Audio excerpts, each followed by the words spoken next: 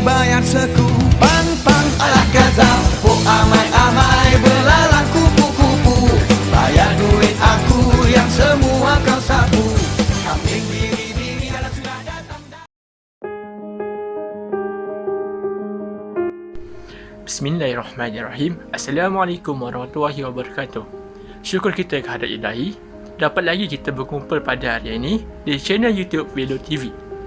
Baiklah, kami di Velo TV ingin membincangkan satu tajuk yang tengah hangat pada masa ini, iaitu hutang. Hutang ni ada banyak contoh. Contohnya hutang kereta, hutang rumah, ataupun hutang sesama rakan-rakan. Baiklah, sebelum saya mulakan, ingin saya mengongsikan satu hadis Rasulullah SAW yang berbunyi, Rasulullah SAW bersabda, berhati-hatilah kamu dengan berhutang. Sesungguhnya hutang itu mendatangkan kerisauan di malam hari dan juga mendatangkan keinaan di siang hari. Hadis riwayat Al-Baihaqi. Okey, untuk kita mendalami lagi tajuk hutang ini, kru Velo TV akan membincangkan dan menerangkan kepada anda apakah itu hutang. Dan saya mempersilakan Mustafa Rashid.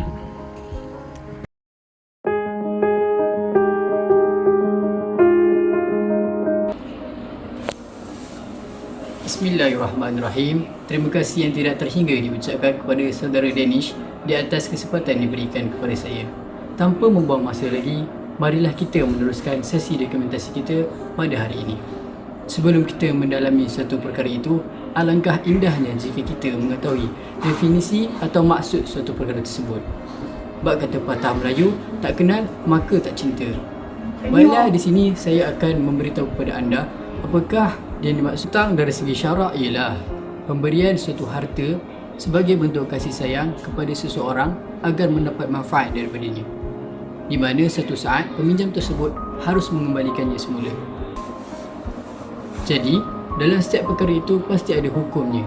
Untuk itu, saya mempersilakan kru kami yang seterusnya iaitu saudara Zulfadli untuk menerangkan tentang hukum berhutang dan membayar hutang.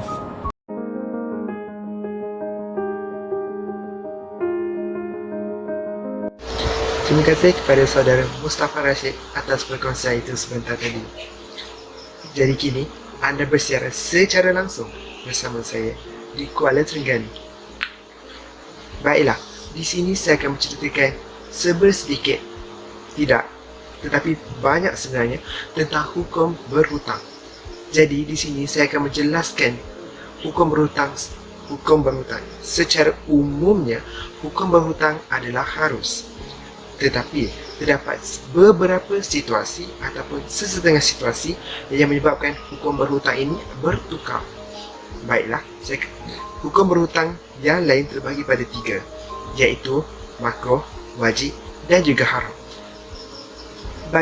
Bagi hukum makruh, di mana situasinya adalah memberikan hutang untuk menunjuk-nunjuk ataupun berfoya-foya. Yang kedua, berkaitan dengan wajib. Mengapakah kita harus berhutang dalam konteks untuk menyara kehidupan ataupun menyara kos sara hidup seharian. Dan yang terakhir, iaitu berkaitan dengan hukum haram. Mengapakah hukum berhutang menjadi haram? Apabila hutang yang digunakan itu adalah untuk melakukan perkara-perkara yang haram, seperti minum arak, berzina, berjudi dan sebagainya. Kita telah tahu serba sedikit tentang hukum berhutang. Jadi, kalau ada yang memberi, mestilah akan ada yang membayar. Jadi, apakah hukum membayar hutang sebenarnya? Memang dah salah kan? Hukumnya adalah wajib dan berdosa besar jika tidak melaksaikannya. Ini terdapat dalam satu hadis Rasulullah SAW. Rasulullah SAW bersabda, "Man akhadha amwalan nas yuridu ada'aha addallahu anhu, wa man akhadha yuridu itlafaha atlafahullah." Yang bermaksud, barang siapa yang mengambil harta manusia, iaitu berhutang, dengan niat untuk membayarnya semula, maka Allah SWT akan menunaikan untuknya.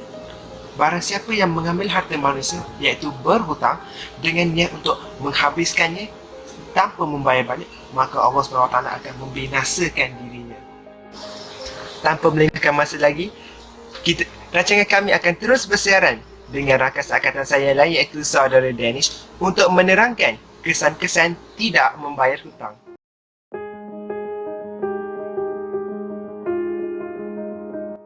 Baiklah, kembali kepada saya. Pada kali ini pula, saya akan membincangkan kesan-kesan orang kepada orang yang tidak membayar hutang. Yang pertama sekali, orang yang tidak membayar hutang, segala amalannya tidak akan diterima oleh Allah SWT. Sabda Rasulullah SAW, jiwa orang mukmin akan tergantung dengan hutangnya sehinggalah dia membayar hutangnya. Hadis riwayat Tirmizi. Jadi walaupun kita membuat banyak amalan pun, tapi kalau kita tidak membayar hutang, jadi amalan itu tidak akan diterima.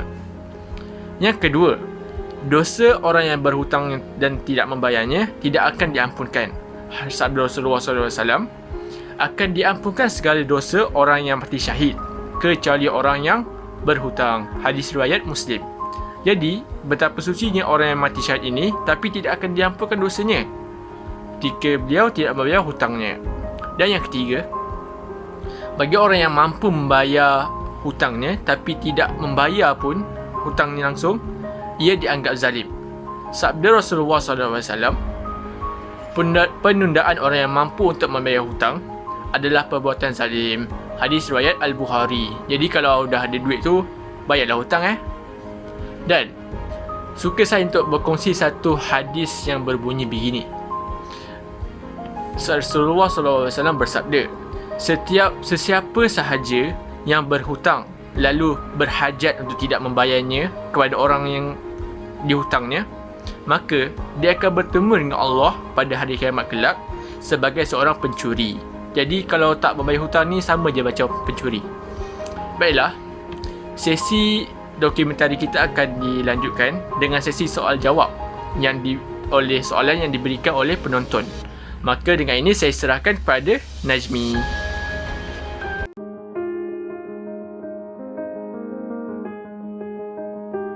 Terima kasih banyak diucapkan kepada Danish atas perkongsian yang menarik sebentar tadi.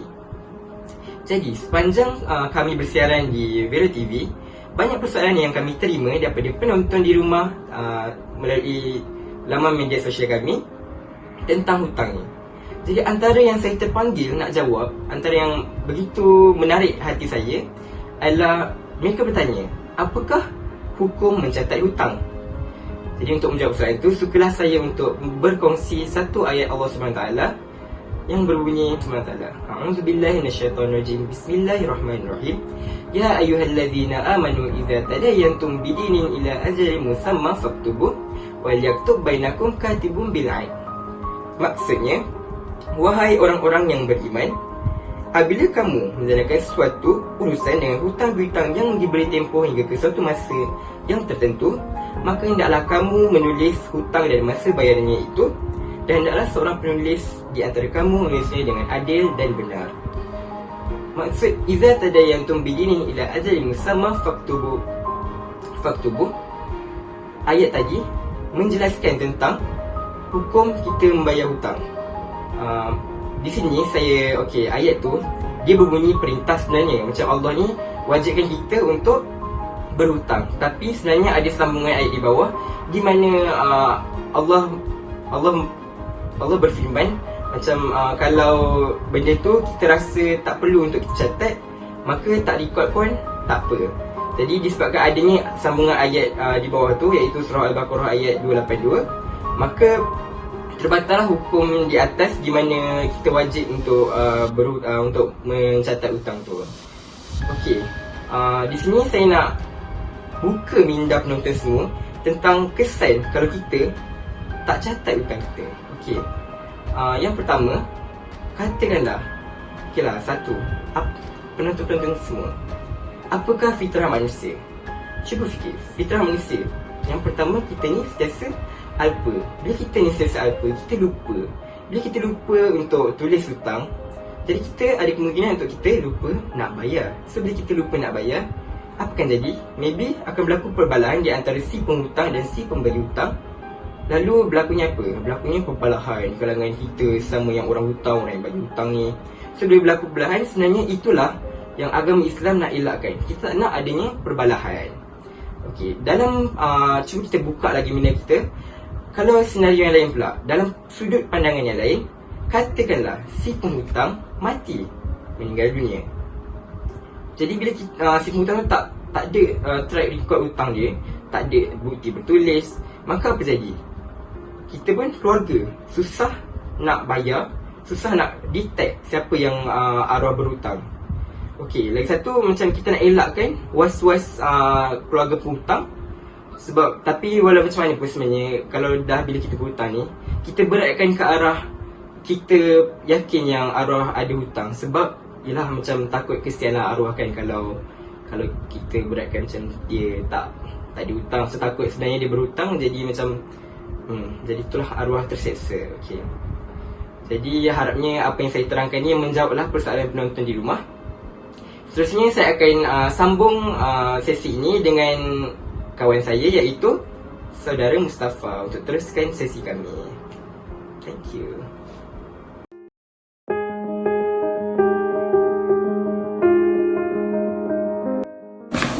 Syukran jazilan diucapkan kepada saudara Najmi.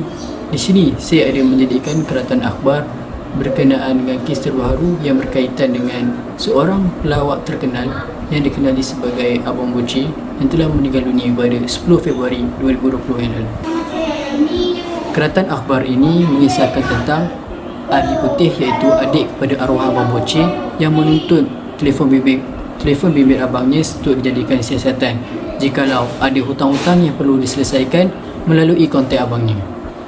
Hal ini menunjukkan bahawa kepentingan wujudnya catatan hutang agar hutang itu lebih mudah untuk diselesaikan. Dilanjutkan dengan isu semasa yang seterusnya yang melibatkan kisah hidup si Fulan yang suka berhutang dalam masa yang sama liat dalam bayar hutang. Hal ini akhirnya membawa kepada kemudaratan kepada ahli keluarga si Fulan tersebut. Berdasarkan penerangan rakan saya sebentar tadi, jelaslah bahawa Allah SWT murka terhadap mereka yang tidak melaksanakan hutang. Lebih-lebih lagi, ianya membawa kemudaratan kepada orang lain dan seterusnya berlaku perbalahan di kalangan ahli keluarga sendiri. Maka dengan ini, rancangan kami sudah sampai ke penghujungnya. Semoga dengan input yang diberikan akan lebih bermanfaat dan dapat diamalkan dalam kehidupan seharian. Sehingga di sini saja rancangan kita pada hari ini. Assalamualaikum warahmatullahi wabarakatuh. Kalau sudah datang dari Jawa, mana kau nak lari, bawa duit tu ke mana? Buai laju-laju